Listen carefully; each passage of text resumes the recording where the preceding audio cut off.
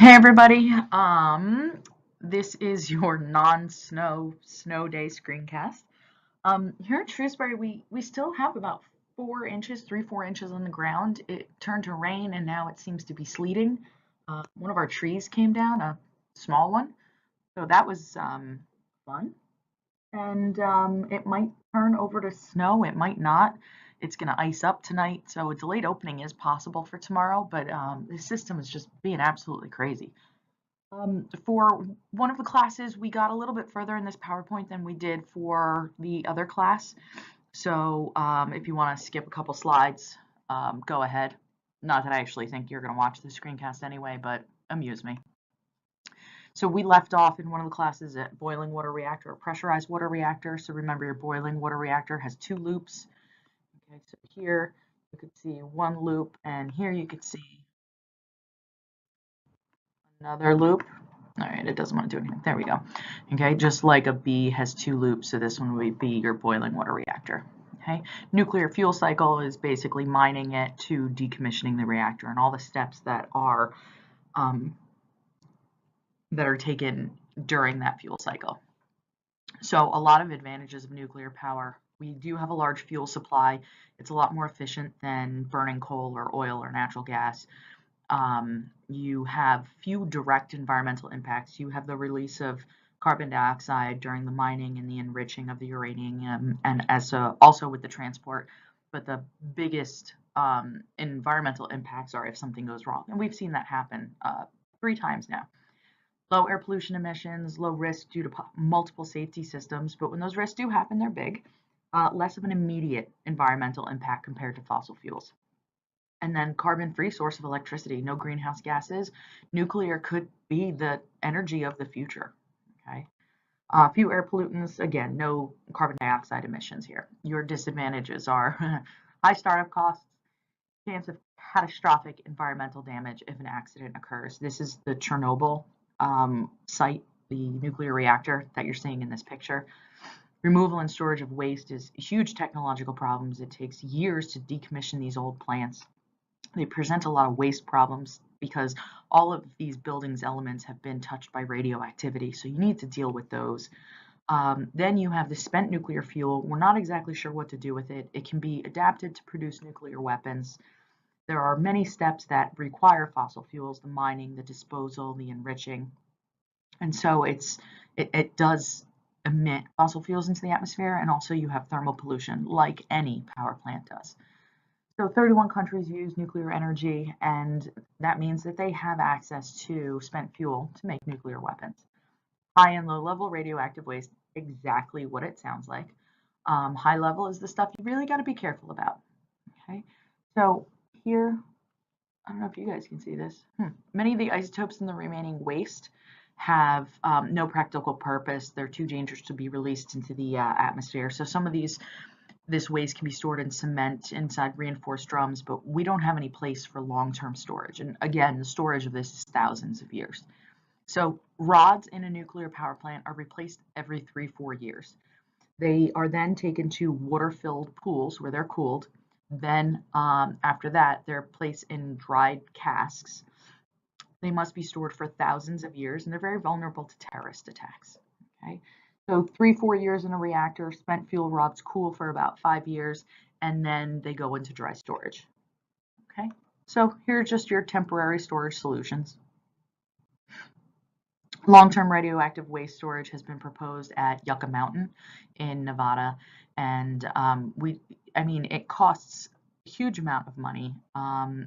We don't know how we would get all of the nuclear waste to this site, and it is in an earthquake zone. It would decrease national security. Would this be a total and complete secret place? Because now with satellites and all sorts of fun things, there is no secret anymore.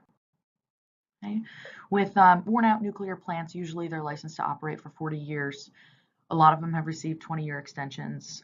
They can't be abandoned. You're either going to put them into storage, you're going to entomb them, or you're going to decommission them. So at least 228 large commercial reactors worldwide are scheduled for retirement by 2012. And that number keeps getting pushed back and pushed back.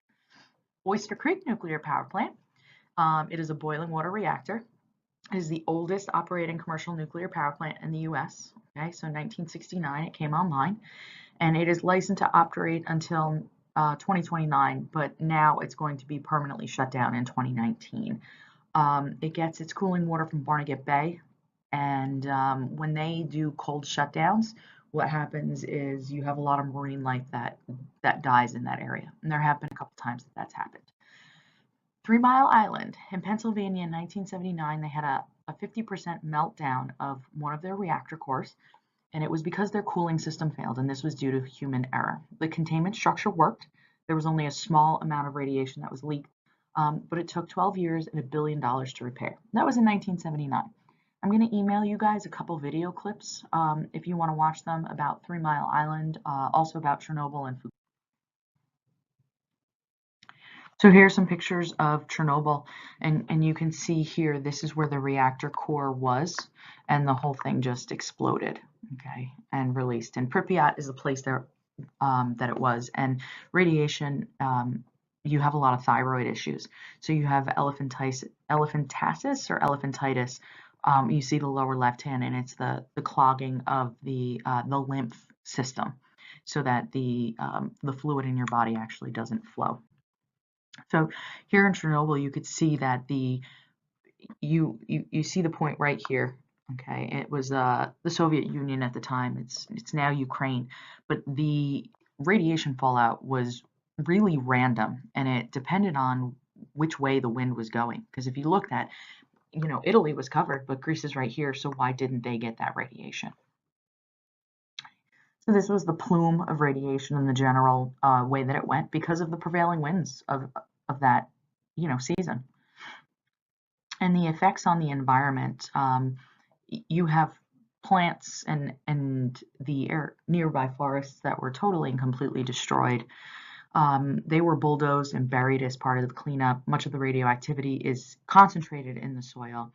Humans and wildlife suffered from thyroid disease caused by radioactive iodine, and there now is a whole new ecosystem blooming in this area, and there are the wild boars that are also populating in this area, and wolves. There's a wolf pack in Chernobyl, and also they're seeing similar animals that are taking over in the Fukushima region. They're having a big wild boar issue in the Fukushima area.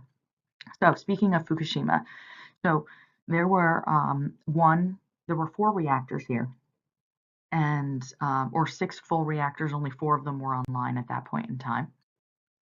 And there was a 9.0 magnitude earthquake, and there were multiple reactor failures because you had the coolant circulation that stopped going around. So you had reactor 1, hydrogen explosion. The core melted down, the outer building was destroyed, but it was contained. 2, loss of coolant, explosive. The containment vessel was held the contaminant. 3, loss of coolant.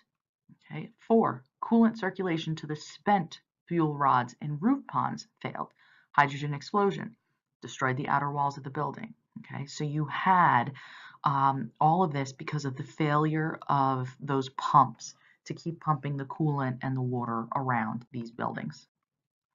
So Fukushima and Chernobyl, you have radioactive discharge much larger in Chernobyl. Okay, here you're like pink color, okay, and over here versus your Fukushima. There hasn't been a lot of radioactive discharge into the atmosphere, but they're both on a 7 of the nuclear, event. Okay, and the last thing is breeder nuclear fission, and this is where non-fissionable uranium-238 is converted into fissionable plutonium-239. This is a different type of nuclear reaction, and there are a couple breeder nuclear plants, but not very many. I believe France has 1. It's just a term I want you guys to be familiar with, is breeder nuclear fission, and that it is a different type. Okay, so it uses sodium, which is very reactive as a coolant. It generates fissionable material faster than it consumes it. It's more expensive. the half-life of 24,000 years. And your fuel is the isotopes of hydrogen, okay? And then fusion is the sun, okay? Two small nuclei are joining together, but the thing is that in order for this to actually occur, you need to have insanely high temperatures, okay? And we haven't been able to replicate those really high temperatures in order to actually have nuclear fusion happen. Okay, the largest nuclear fusion experimental reactor is in England. This is what it looks like, and we haven't been able to make it happen. Okay, people think this is going to be the way of the future because there's no high-level waste, but we just haven't been able to create energy from fusion yet. Okay, so I will send you guys a remind with the study guide questions you're supposed to do with this, and I will see you tomorrow.